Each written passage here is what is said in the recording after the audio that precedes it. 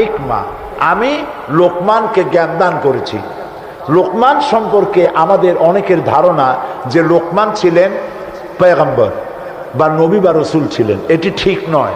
হযরত লোকমান নবী না, রসুল না, তাকে আল্লাহ জ্ঞান দান করেছিলেন। কে জ্ঞান দান করেছিলেন বলুন?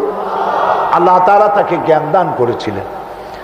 হযরত লোকমান ছিলেন একজন বাদশার, একজন রাজার, তিনি ছিলেন কৃতদাস। এখন একদিন বাদশার কাছে খবর এলো যে আপনার যে খাদেম, যে গোলাম লোকমান, সে তো বড় বুদ্ধিমান মানুষ। বলে কেমন?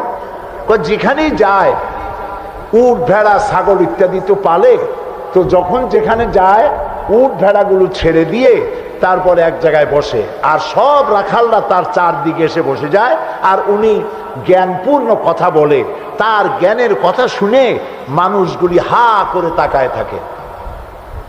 বাদশা মনে করলেন যে আমার ভেড়া ছাগল রাখে, তার যদি হয় এত জ্ঞান, তো তারে তো আমার আটকায় রাখা ঠিক না। আচ্ছা, জ্ঞানটা কেমন তো একটু পরীক্ষা তো করি। একদিন লোকমানকে তিনি ডাকলেন, ডেকে বললেন, লোকমান, তুমি এক কাজ করো, আমার যে ছাগলগুলি তুমি পালতেছো, একটি ছাগলকে জবাহ করে ওর ভিতর থেকে ছাগলের শরীরের সব থেকে উৎকৃষ্ট অংশটা আমার জন্য নিয়ে আসো। হযরতে লোকমান একটা ছাগল জবাহ করলেন এবং ছাগলের কলিজা এনে পিরিচে করে ওনার সামনে হাজির করে দিলেন।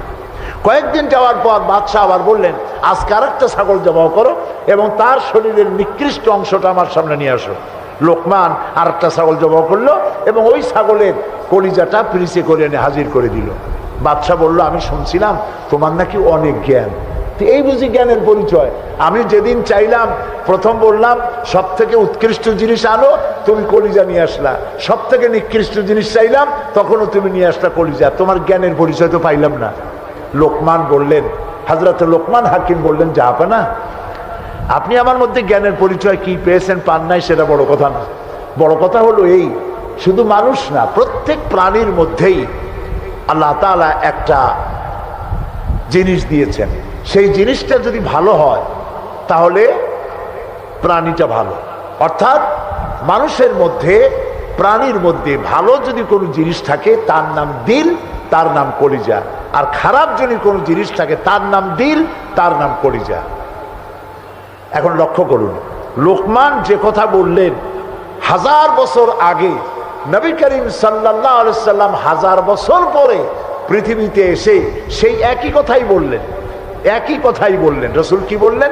আল্লাহর নবী বললেন, ইন্না ফিল জাসাদে মুদগাতান, মানুষের শরীরের মধ্যে এক টুকরা গোশত আছে। গোশত টুকরা ভালো, গোটা শরীর ভালো। গোশত টুকরা খারাপ, গোটা শরীর খারাপ।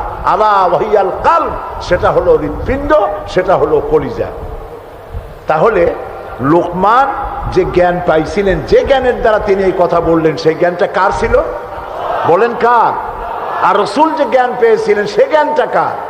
কাজী আল্লাহর পক্ষ থেকে যে জ্ঞান আসে সেই জ্ঞানের কথা একরকম হয়, কিন্তু বুদ্ধিজীবী, দার্শনিক, তাদের কথা এক হয় না। বিজ্ঞানীদের কথাও এক হয় না। বিজ্ঞানের তো একটা থিওরি এরকম আছে যে বিজ্ঞানের কোনো থিওরি ফাইনাল নয়। বুদ্ধিজীবীদের কথাই ধরুন, কার্ল মার্কস বলেছেন মানুষ পেট সর্বস্ব জীব। আলফ্রেড বলেছেন মানুষ সেক্স সর্বস্ব জীব।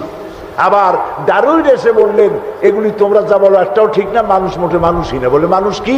মানুষ হলো বান্দর।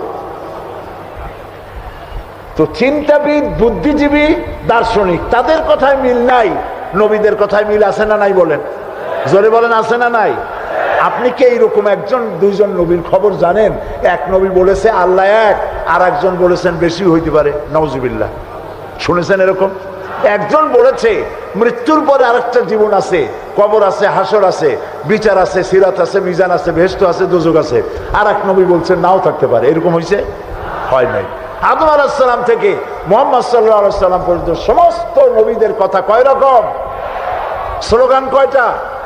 সব নবীদের স্লোগান একটি, আর তাদের সবার কথা এক। কারণ তাদের কাছে যে কথা এসেছে একটি অফিস থেকে এসেছে। অফিসটা কার?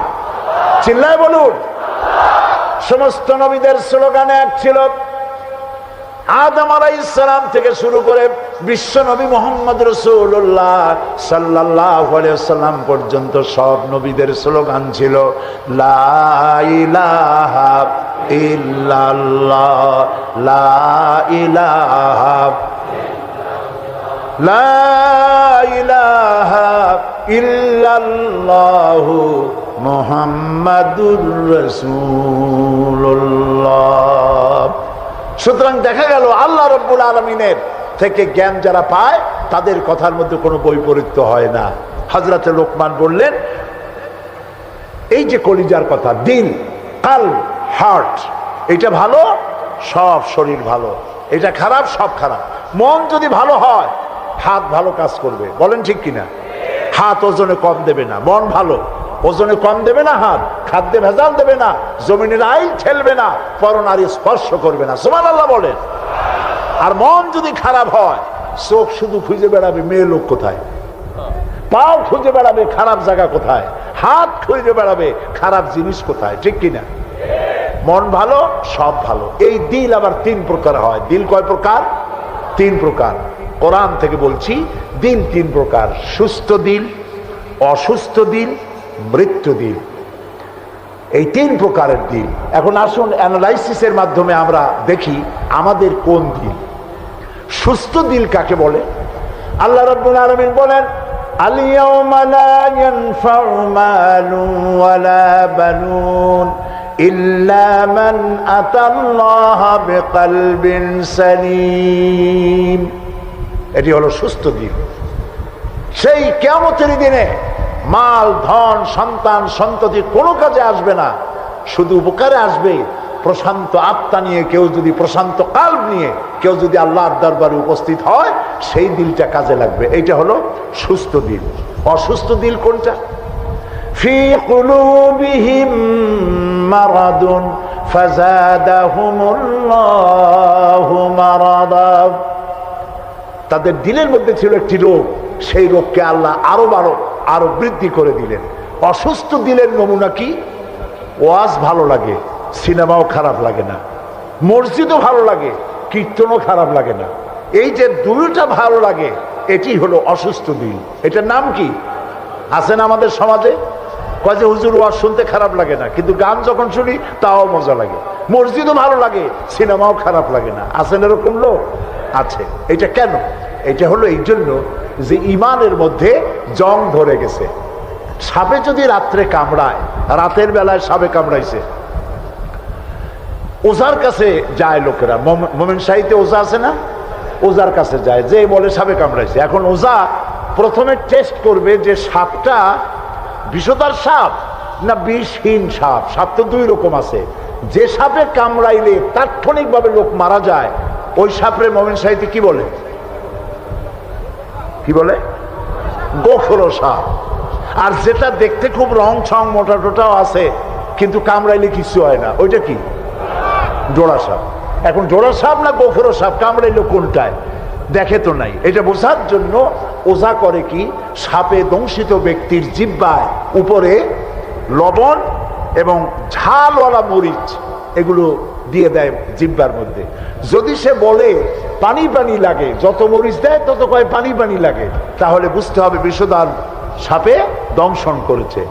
আর যদি সে বলে যে ঝাল লাগতেছে, লবণ লাগতেছে, তাহলে বুঝতে হবে যে ডোরা সাপে কি করছে? দংশন করেছে। এটি হলো সাপ যদি বিষধর হয়, তো বিষধর সাপের বিষে সর্বপ্রথম যে কাজটা করে সেটা হলো জিহ্বার স্বাদকে নষ্ট করে দেয়। মানুষের ইমানের জন্য সব থেকে বিষাক্ত সাপ হলো শয়তান। এ যখন মানুষকে ওয়াসওয়াসা দেয়, আর শয়তানের ওয়াসওয়াসা যখন মানুষ পড়ে যায়, তখন তার ইমানের স্বাদ নষ্ট হয়ে যায়। তখন সিনেমাও ভালো লাগে, মসজিদও ভালো লাগে, ওয়াজও ভালো লাগে, গানও ভালো লাগে। এটি হলো অসুস্থ দিল। এবার মৃত্যু দিল কি? মৃত্যু দিল সম্পর্কে আল্লাহ বলছেন وَلَقَدْ ذَرَأْنَا لِجَهَنَّمَ كَثِيرًا مِنَ الْجِنِّ وَالْإِنسِ لَهُمْ قُلُوبٌ لَا يَفْقَهُونَ بِهَا। মানুষ আর জিনদের মধ্যে আল্লাহ তাআলা বলেন আমি এক শ্রেণীর রেডিমেড জাহান্নামী তৈরি হয়েই আছে মানুষ এবং জিনের মধ্যে। ওরা কারা? লক্ষ্য করুন, মৃত্যু দিল কাদের। লাহুম কুলুবুন লা ইয়াফকাহুনা বিহা, যাদেরকে আমি হৃৎপিণ্ড দিয়েছি, বিবেক দিয়েছি, সব বোঝে, আমারে বোঝে না। আছেন এরকম কিছু বুদ্ধিজীবী? বলেন আছে না? কবি আছেন এমন কিছু? সাহিত্যিক আছেন এমন কিছু?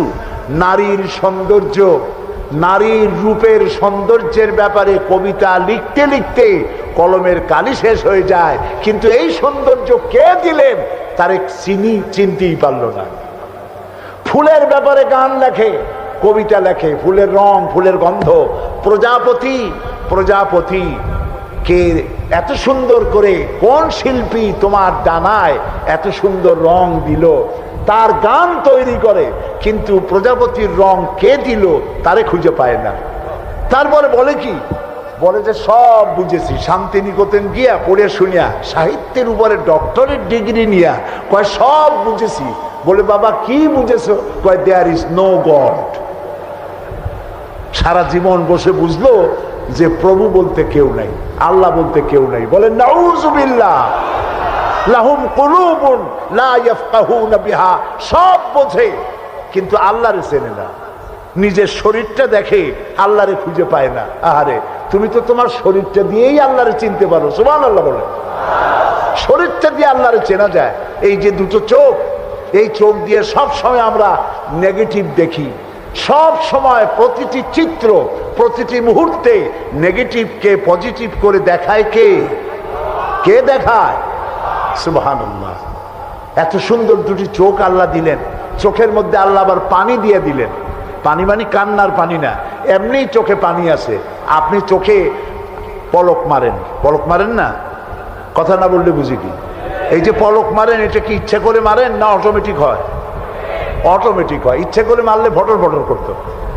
আপনি নিজের অজান্তেই চোখগুলি পলক মারে কেন? আল্লাহ রাব্বুল আলামিন মানুষের কল্যাণের জন্য এমন অটোমেটিক ব্যবস্থা করে তিনি রেখে দিয়েছেন। শহরে, বন্দরে, গ্রামে, নগরে, গঞ্জে বাতাসের ভিতরে পলিউশন আছে, রোগের জার্ম আছে, বাতাসের ভিতরে উড়ে বেড়ায়, অনবরত চোখের ভিতরে প্রবেশ করে চোখ নষ্ট করে দিতে পারে। এই জন্য রব্বুল আলামিন চোখের ভিতরে পানি ধরনের এক রকম মেডিসিন রেখে দিয়েছেন। প্রতি মুহূর্তে চোখ পলক মেরে মেরে চোখকে আল্লাহ তাআলা ক্লিন করে দিতেছেন।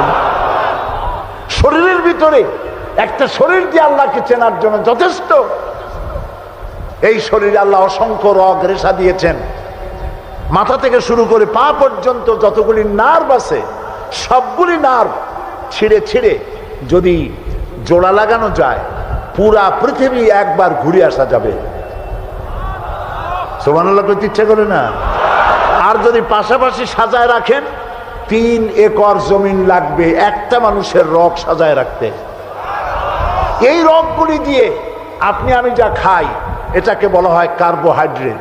চাউল, চাউল জাতীয় খাদ্য, আটা, আটা জাতীয় খাদ্য, চিনি, চিনি জাতীয় খাদ্য, আর ডাল, ডাল জাতীয় খাদ্য। এই 4 প্রকারের খাদ্য হলো কার্বোহাইড্রেট। এগুলি মানুষে খাইলে পরে শরীরের ভিতরে এর থেকে রক্ত হয়, এর থেকে পেশাব পায়খানা হয়ে বর্জ্য বেরিয়ে যায়, আর যেটা রক্ত হয় সেই রক্তটাকে গোটা শরীরে প্রবাহিত করে শরীরটাকে আল্লাহ উষ্ণ রাখেন।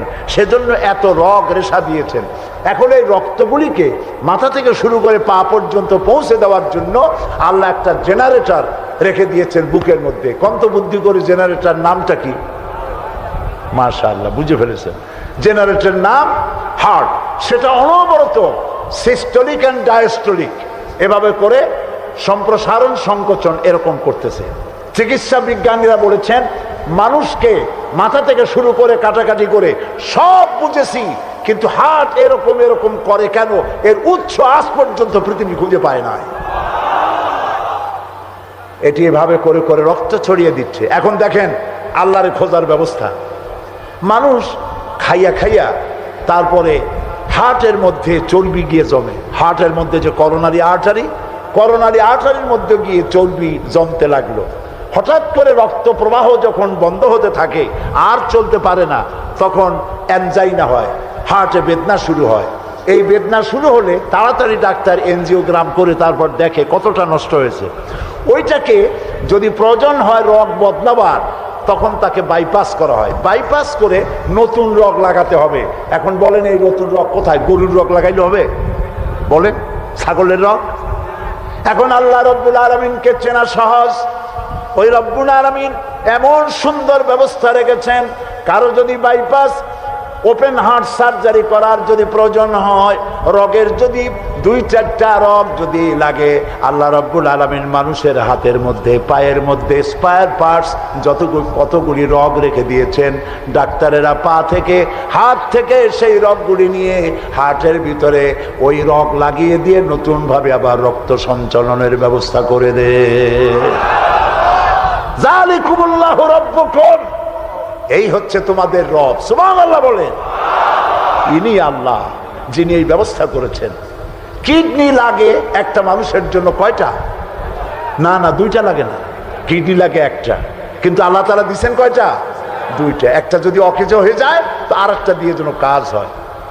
লক্ষ্য করুন, আপনার মেমোরি, আপনার মগজ, আপনার ব্রেন, যে ব্রেনটা, যে মগজটা মাথার মধ্যে আছে, এই মগজের মধ্যে রয়েছে অসংখ্য সেল, কোষ, CELL, অসংখ্য কোষ।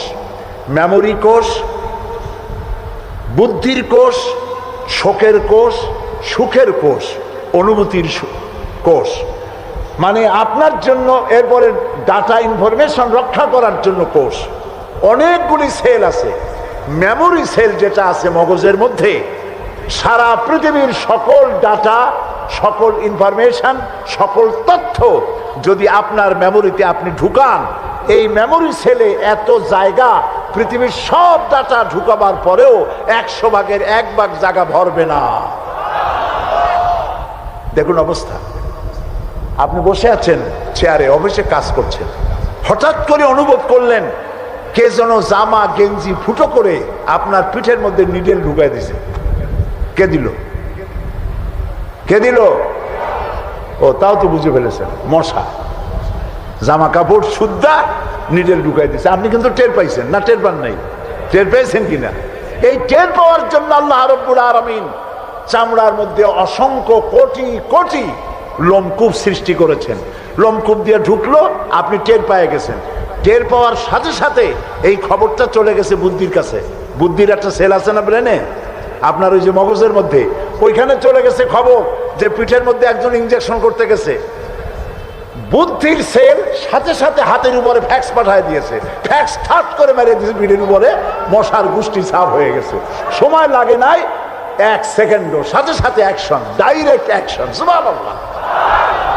কপালে যদি থাকে আল্লাহরে চিনতে কষ্ট হয় না, আর কপালে না থাকলে শান্তিনিকেতন থেকে PhD ডিগ্রি করে কাফের হয়ে যায়, মুরতাদ হয়ে যায়, কপাল পুড়ে যায়।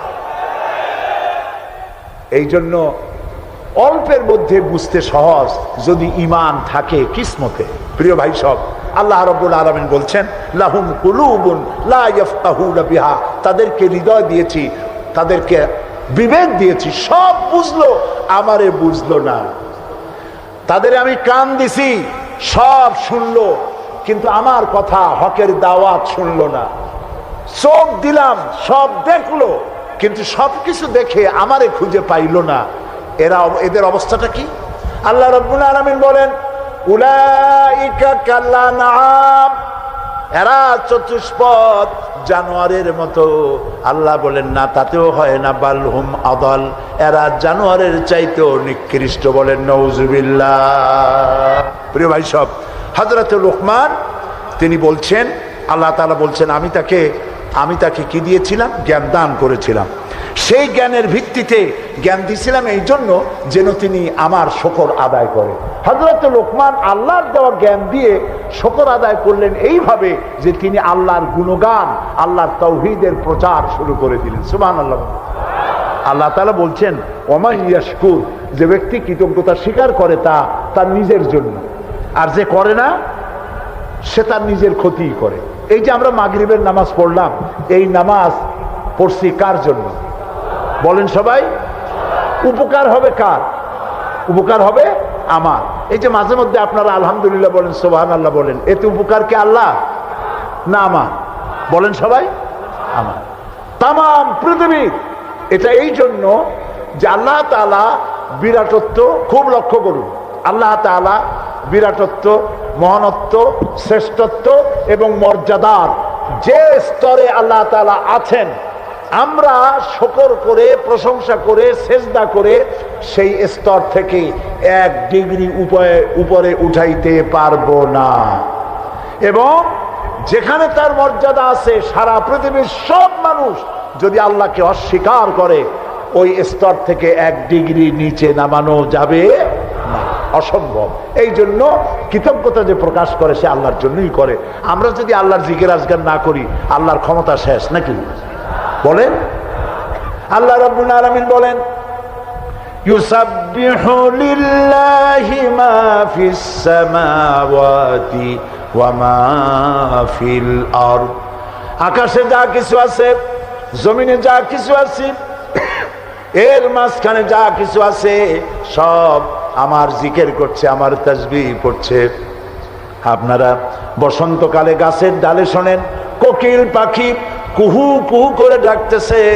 আল্লাহ রাব্বুল আলামিন বলেন, ওয়ালাকিন লা তাফকাহুনা তাসবিহাহুম। তোমরা ওদের তাসবিহ বোঝো না, তোমরা শোনো কুহু কুহু, আসলে সে ডাকে আল্লাহু আল্লাহু। বউ কথা ক, আছেন একটা পাখি মমন সাইতে নাই, আছে?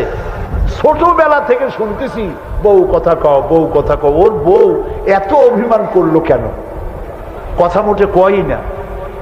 আসলে বউ কথা কও আমরা শুনি, আর আল্লাহ বলছেন ওয়ালাকিন লা তাফকাহুনা তাসবিহাহুম, ওরা আমার জিকির করছে, তোমরা বোঝো না।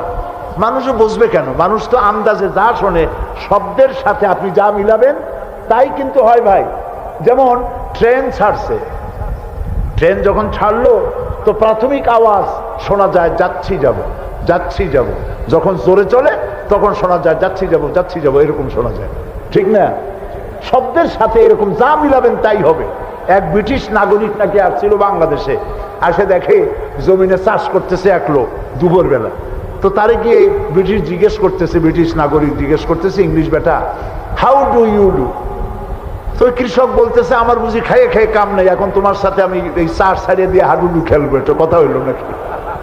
মানে শব্দের সাথে মানুষ যা মিলাইতে চায় তাই মেলে। আল্লাহ তাআলা বলছেন, তোমরা যা শুনতে পাও, পাখি এগুলি তার কলকাকলিতে, বাতাস তার শনশন রবে, নদীগুলি তার কুলু কুলু নাদে, পাতাগুলি তার মর্মর শব্দে। যত আওয়াজ শুনতে পাও এগুলি সব নিছক আওয়াজ নয়, সবগুলির ভিতর থেকে আমার জিকির, আমার তাসবিহ হতেছে আল্লাহু আল্লাহু আল্লাহু আল্লাহু। স্মরণ করো সেই সময়ের কথা যখন লোকমান তার ছেলেকে ডেকে বলছেন, ইয়া বুনাইয়া, হে আমার কলিজার টুকরা সন্তান। আপনারা কি শুনতেছেন? আমার সাথে থাকুন, তাহলে বুঝতে সুবিধা হবে। হযরতে লোকমান বলছেন, ইয়া বুনাইয়া, ও আমার কলিজার টুকরা সন্তান। ওলামারা জানেন যে এখানে হওয়া উচিত ছিল ইয়া ইবনি, ইয়া ইবনি, ও আমার ছেলে। কিন্তু আল্লাহ তাআলা শোনাচ্ছেন লোকমান ডেকে বলেছি ইয়া বুনাইয়া, আমার ছেলে। ওইভাবে না বলে তিনি বললেন কি, ইয়া বুনাইয়া। বুনাইয়া মানে কি? বুনাইয়া শব্দ এটা হলো তাসগীর করা হয়েছে। এটা বলা হলো, হে আমার কলিজার টুকরা, নয়নের পুতুলি, বাবা ধন, সোনামণি। সুবহানাল্লাহ বলেন। দাওয়াতের এটি হলো টেকনিক। আপনি যখন ইসলামের দাওয়াত দিবেন তখন আপনাকে দাওয়াত দিতে হবে মিষ্টি ভাবে। আল্লাহ শিখাই দিয়েছেন, উদউ ইলা সাবিলি রাব্বিকা বিল হিকমাতি ওয়াল মাউইজাতিল হাসানা। উত্তম ভাবে, মিষ্টি করে, সুন্দর করে, বৈজ্ঞানিক পন্থায় সুন্দর সুন্দর কথা দিয়া মানুষকে আমার পথে ডাকো। আল্লাহ তাআলা বলছেন, সুবহানাল্লাহ। এই জন্য আপনি মেজাজ খারাপ করলে পারবেন না। যে চোরের কাশি রোগ হয় আর যে পীরের মেজাজ খারাপ, এ দুইজন ব্যবসায় ভালো করতে পারবে না। পীরের যদি মেজাজ খারাপ বেশি হয় মুরিদ একটাও পাবে না, আর যদি চোরের কাশি রোগ হয়, চুরি করতে গিয়ে পিটান খাওয়া ছাড়া পথ নেই। তো আপনি দিনের দাওয়াত দিবেন, আপনার মেজাজ ভালো হইতে হবে, দাওয়াত দিবেন মিষ্টি করে। রাসূলুল্লাহর কথাটাই দেখেন, আগেই কোন সুবহানাল্লাহ। আল্লাহ রাব্বুল আলামিন বলেন, ফাবিমা রাহমাতিন মিনাল্লাহি লিনতা লাহুম ওয়ালাউ কুনতা ফাযযাল গালিদাল কলবি লানফাদ্দু মিন হাওলিক। হে রাসূল, আপনার প্রতি আল্লাহর করুণা হচ্ছে এই যে আল্লাহ তাআলা আপনার দিলটাকে নরম করে দিয়েছেন। সুবহানাল্লাহ। আপনার কাছে যেই আসে সিমেন্টেড হয়ে যায়, কেউ ছিটকে পড়ে না আপনার ব্যবহারের কারণে। রাসূলের ব্যবহার, সুবহানাল্লাহ বলে, সুবহানাল্লাহ। কি ব্যবহার! মসজিদে নববীতে এক বদবী এসে পেশাব করেছে মসজিদে নববীর মধ্যে। আচ্ছা কোন তো, এই মোমেন শাহীতে মসজিদের মধ্যে না, মসজিদের বাইরে দাঁড়াইয়া দেওয়ালের উপরে যদি কেউ পেশাব করে, আপনি কি করবেন? করেন জি, বুঝতে পারছি আপনারা কি করবেন। চেহারা দেখি বোঝা যায় আপনারা কি করতে পারেন। মসজিদের ভেতরে পেশাব করতেছে রাসূলের সামনে। সাহাবায়ে কেরামদের চোখ মোটা হয়ে গেছে, ভাবখানা এই রাসূল পারমিশন দেন ওরে জম্মের মতো পেশাব করাই দেই। রাসূলুল্লাহ বললেন, না না, বাধা দিও না, তাহলে সে অসুস্থ হয়ে যেতে পারে। তার সবটা আনলোড হতে দাও। সবটা শেষ হইল, রাসূলুল্লাহ তাকে কাছে ডাকলেন, ডেকে বললেন, তুমি যে কামটা করলা, তুমি কি জানো এটা কি? কয় না, তা জানি না। তিনি বললেন, এটা হলো মসজিদ, আমরা এখানে আল্লাহর সেজদা দেই। তোমার যখন এই কাজের দরকার হবে তখন বাইরে গিয়ে করবা। তোমাদের উপাসনালয় আছে না? কয় যে আছে। তো সেইখানে যদি এই কাম কেউ করে তাহলে তোমার কেমন লাগবে? এই কাজটা কখনো করবা না। লোকটি বলল, আমি তো শুনেছিলাম আপনি বাদশাহ, তা আমি এখন বুঝলাম আপনি বাদশাহ না। বাদশাহ হইলে যে কাম আমি করছি এতে তো আমার কল্লা এতক্ষণ গড়াগড়ি যাইতো। আপনি তো বাদশাহ না, আপনি অবশ্যই আল্লাহর নবী, কোনো সন্দেহ নাই আমার মনের মধ্যে। এই ছিল রাসূলের ব্যবহার। রাসূলুল্লাহ সাহাবীদের দিকে তাকায় বললেন, ইন্নামা বুইসতুম মুয়াসসিরিন। ও সাহাবীরা, আল্লাহ তোমাদেরকে পাঠাইছেন মানুষের কাছে দ্বীনকে সহজ করার জন্য, কঠিন করার জন্য নয়। রাসূলুল্লাহ যখন দাওয়াতের লোক পাঠাতেন বলতেন, ইয়াসসিরু ওয়ালা তুআসসিরু। মানুষকে সহজ করে দ্বীন বুঝাও, কঠিন করে বুঝাইও না। বাশশিরু ওয়ালা তুনাফিরু। বেহেশতের খবর দিয়া মানুষকে দ্বীনের পথে ডাকো। জাহান্নাম, এটা করলে জাহান্নাম, সেটা করলে জাহান্নাম। জাহান্নামের ভয় দেখিয়ে মানুষকে দ্বীনের রাস্তা থেকে সরিয়ে দিও না। সুবহানাল্লাহ। এই ছিল রাসূলের ব্যবহার। তাই মানুষ